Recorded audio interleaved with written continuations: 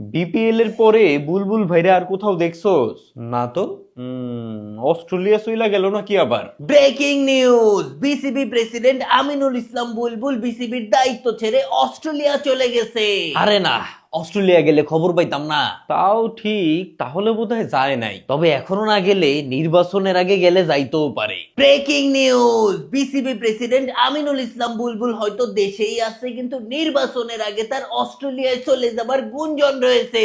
তা যাইতে পারে, কারণ নির্বাচনের পরে বিসিবির এই বোর্ড তো নাও থাকতে পারে। সেটাই, দেখলে নির্বাচনের আগে কোনো এক গভীর রাতে অস্ট্রেলিয়ার ফ্লাইট ধরে টুক করে চলে গেল।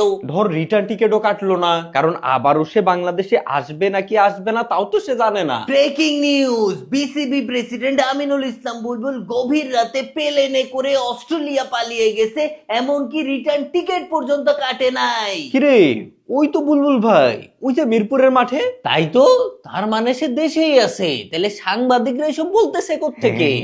আচ্ছা, সব ভিডিও ডিলিট করে দিচ্ছি।